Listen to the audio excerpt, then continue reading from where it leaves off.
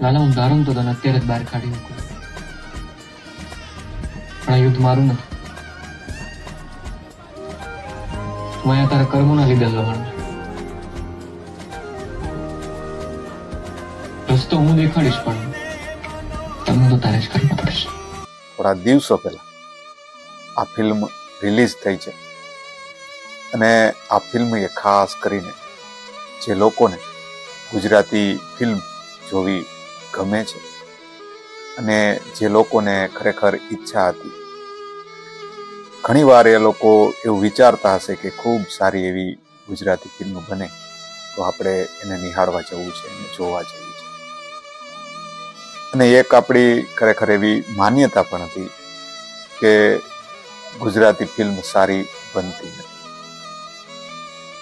તો ગુજરાતી ફિલ્મ સારી બનતી નથી એના ઘણા બધા કારણો છે અને એ કારણો ખાસ કરીને મારા હિસાબે એવા કારણો છે જેને હિસાબે ગુજરાતી ફિલ્મ સારી બનતી નથી. તો આજે મારે વાત કરવી છે એ સુંદર મજાની એ ફિલ્મની. એ ફિલ્મનું નામ છે લાલો.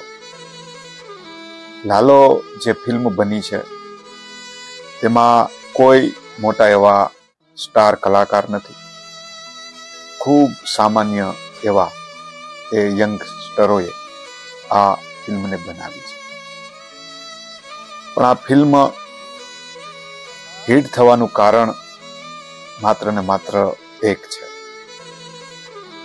કે આ ફિલ્મની જે કહાની છે, જે વાર્તા છે તે ખૂબ જોરદાર છે અને એ ફિલ્મની એ વાર્તા આમ જનતાને સ્પર્શી એટલા માટે જાય છે કે બધાના જીવનમાં જેવી રીતે લાલો જે ફિલ્મ છે, જે તેના કિરદારો છે, ખૂબ નાના નાના એ કિરદારો છે અને બધાના જીવનમાં એ સંઘર્ષનો સમય આવતો હોય છે. બધા લોકો પોતાના જીવનમાં સ્ટ્રગલ કરતા હોય છે, સંઘર્ષ કરતા હોય છે.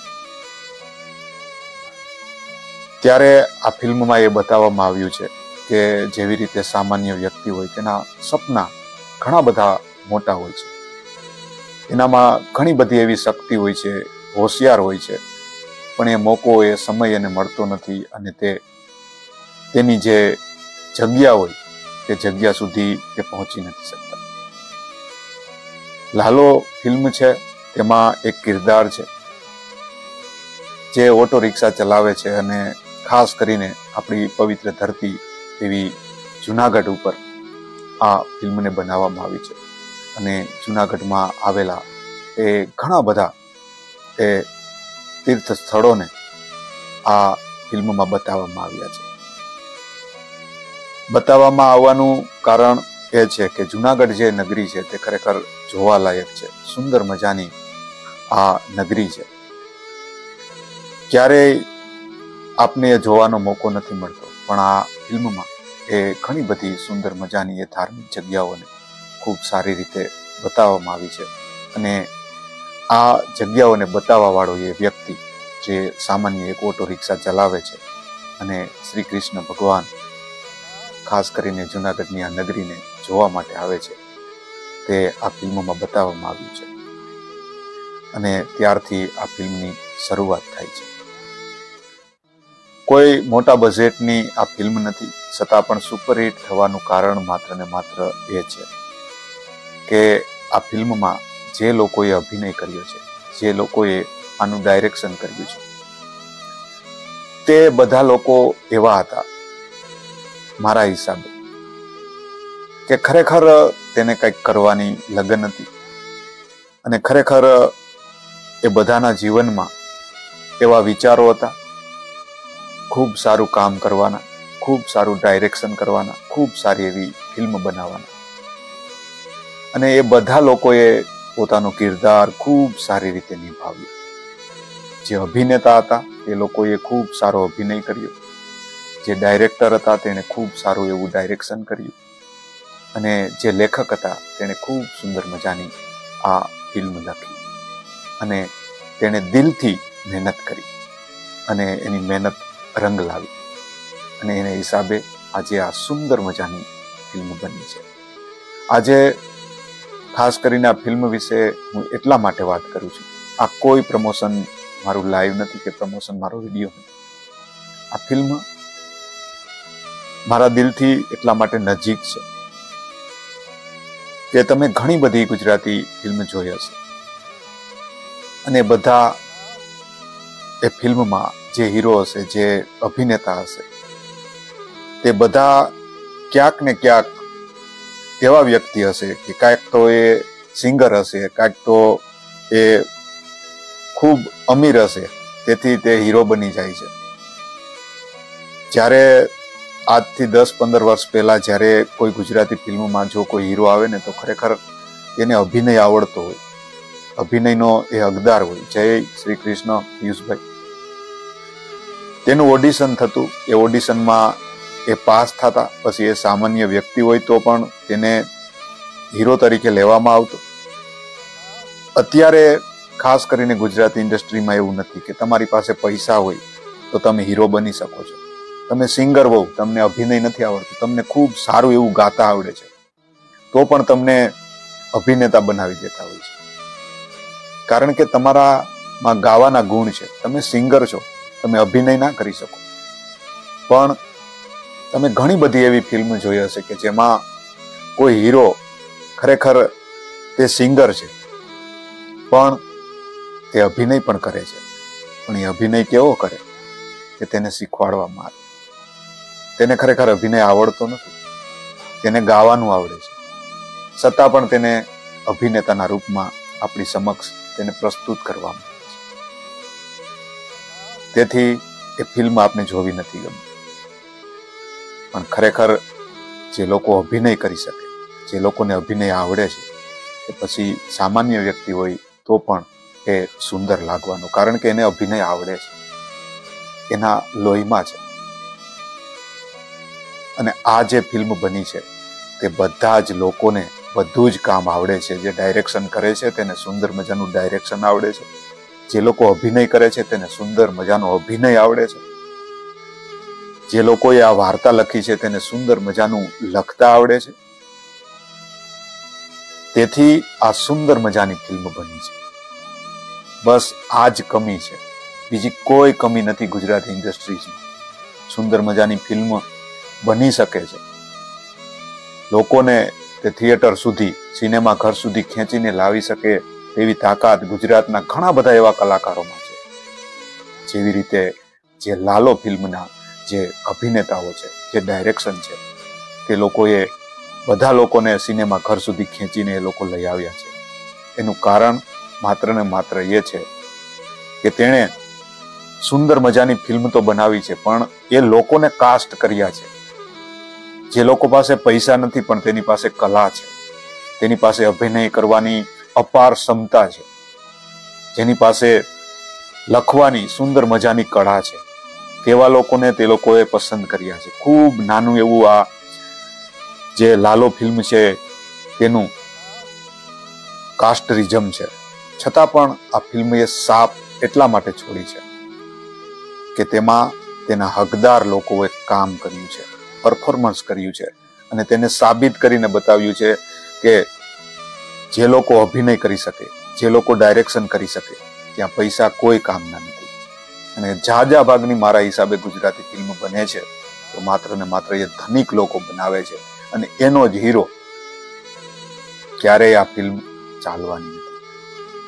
એ ફિલ્મ જરૂરથી ચાલશે જેમાં એ લોકો અભિનય કરશે, જેને સુંદર મજાનો અભિનય આવડે છે, જેને સુંદર મજાનું ગાતા આવડે છે, જેને સુંદર મજાનું ડાયરેક્શન કરતા આવડે છે. તે લોકો અવશ્ય કામ કરશે. ગુજરાતી જે ઇન્ડસ્ટ્રી છે તેમાં સુંદર મજાની ફિલ્મ બનશે. ખાસ કરીને આ વિશે હું વાત આજે એટલા માટે કરવા આવ્યો કે 2 વર્ષથી સોશિયલ મીડિયામાં હું કામ કરું છું. સોશિયલ મીડિયામાં ખાસ કરીને ગુજરાતીમાં ટ્રાવેલિંગ બ્લોગ્સ હું બનાવું છું, અને આ ફિલ્ડમાં જ્યારથી આવ્યો ત્યારથી ખાસ કરીને ગુજરાતી ફિલ્મ ઇન્ડસ્ટ્રીને ખૂબ નજીકથી જોવાનો મને એક મોકો મળ્યો. અને ઘણી બધી ખામી તેમાં દેખાણી ગુજરાતી ફિલ્મ ઇન્ડસ્ટ્રી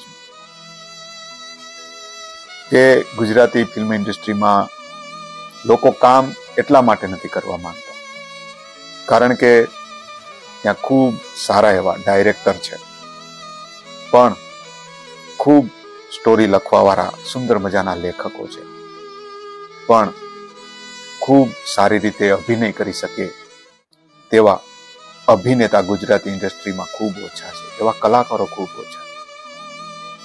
એને હિસાબે ગુજરાતી ફિલ્મ સારી બનતી નથી. ગુજરાતી ફિલ્મ સારી બની શકે તેમાં ખૂબ સારી રીતે લોકો અભિનય કરી શકે, ખૂબ સારું એવું ડાયરેક્શન કરી શકે, ખૂબ સારું એવું મ્યુઝિક આપી શકે, ખૂબ સારા એવા લોકેશન ઉપર એ ફિલ્મને ફિલ્માવવામાં આવે તો સુંદર મજાની એ ફિલ્મ બની શકે. અને એનું ઉમદા ઉદાહરણ છે લાલો ફિલ્મ. લાલો ફિલ્મ સુંદર શું કામ બની છે?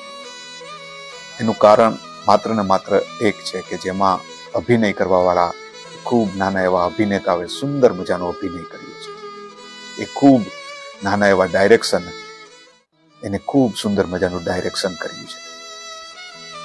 કાસ્ટરિઝમે એટલી બધી સુંદર મજાની છાપ છોડી છે કે જે મોટા મોટા ફિલ્મ કલાકારો માટે, મોટા મોટા ડાયરેક્ટરો માટે એક પડકાર આ ફિલ્મ બની છે.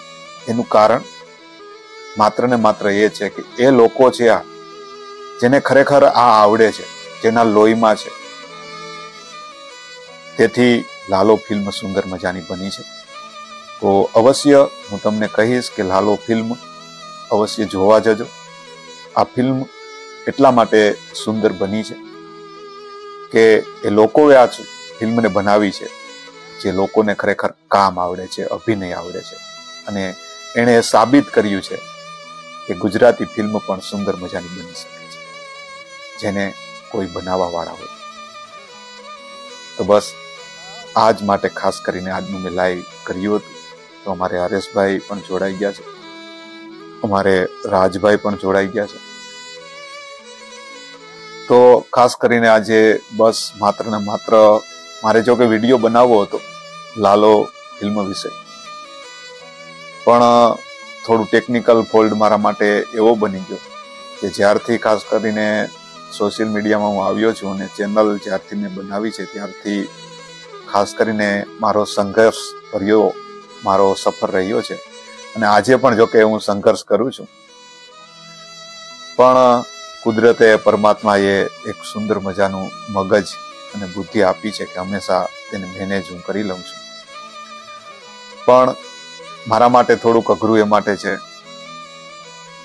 કે 3-4 દિવસ પહેલા, જો કે 3-4 દિવસ નહીં પણ વધારે સમય થઈ ગયો, લગભગ મારા હિસાબે 4 તારીખની આસપાસ અમે સોમનાથ મહાદેવના એ સાનિધ્યમાં અમે બ્લોગ્સ બનાવવા માટે ગયા હતા અને સુંદર મજાનો એ બ્લોગ્સ અમે બનાવ્યો. સરસ બ્લોગ્સ બન્યો છે અને મારી ફેસબુક પેજ ઉપર પણ એ મેં અપલોડ કરી દીધો છે અને મારી યુટ્યુબ ચેનલ છે આપણો વારસો બ્લોગ્સ, તેના ઉપર પણ આ બ્લોગ્સ અપલોડ છે, તમને જોવા મળી શકે છે. પણ આ બ્લોગ્સ જ્યારે અમે શૂટ કરતા હતા ત્યારે એક ખાસ કરીને અમારા માટે ખૂબ દુઃખ લાગે તેવી એક ઘટના બની હતી.